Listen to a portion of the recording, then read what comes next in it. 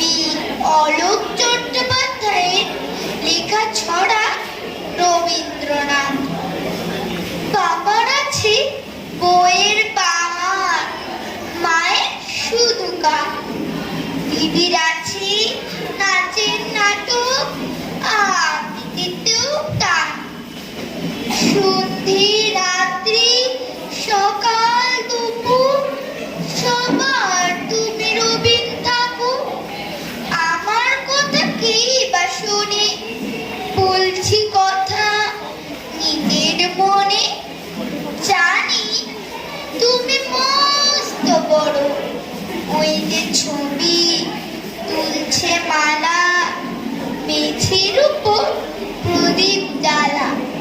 জন্মদিনে তোমায় বলি, ওই যে আমার বইয়ের থলি, ওরই মধ্যে সহজ পা পড়েছি তার চারটি ছড়া। স্কুলেতে দেয় যেমন পড়া, ছড়ার মধ্যে সেই যে লেখা, হরে বাবা লুটিরে না যায় ডালে ফিরে ফিরে।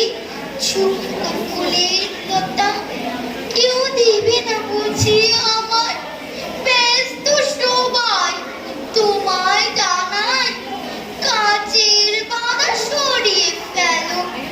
আমার দিকে চুক্তি মেলো রবীন ঠাকুর, স্বপ্নে তুমি এসো। শুকনো লতায় আলো নাচো, বুঝিয়ে দিও তোমার মতন। রবীন ঠাকুর, আমায় তুমি একটু ভালোবেসো। নমস্কার।